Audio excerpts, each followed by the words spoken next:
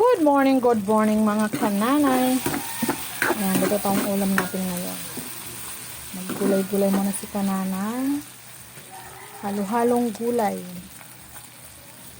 Okay, lagyan na natin to ating sahog. Ayan, maliliit na hipon.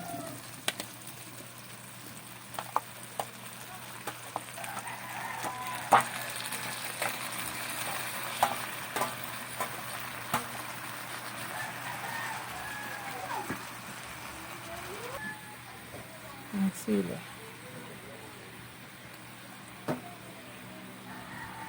Wala akong magic sarap. Lagyan natin. Okay, lagyan akong paminta. Crack.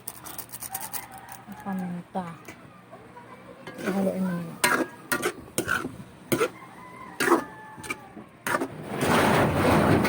Look.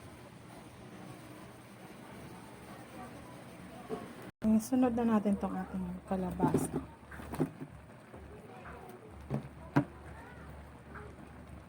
Mag-add na tayo dyan ng tubig.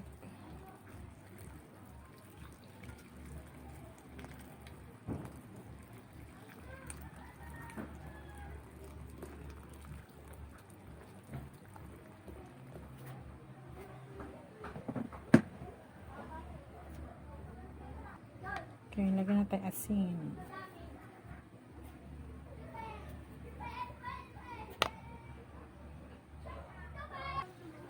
Okay, mga kananay, nandyan ang ating okra.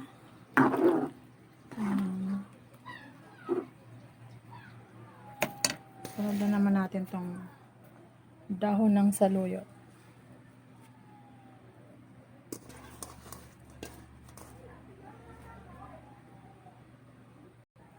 Okay, ito pa yung gulay natin. Talbos ng kamote at dahon ng sili. Ayan, marami tayong gulay na ilalagay.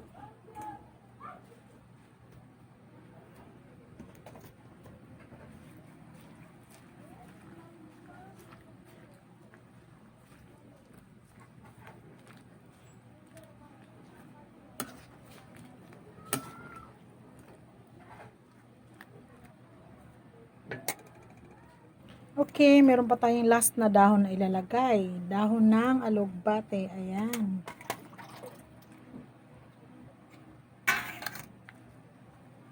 Ayan siya mga kananay. Maraming klaseng gulay ang nilagay natin.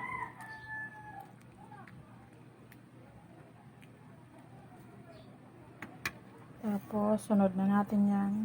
Diyan, yung ating calamansi juice. Ayan.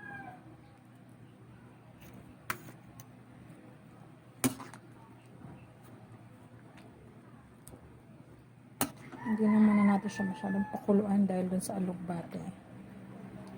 Pag sobrang kulong-kulo siya, papait yung gulay na yun. Okay, ito yung mga kananay, okay? Ito na yung gulay nating halo-halo. Nilagang gulay na may liliit na hipon. Ayan siya.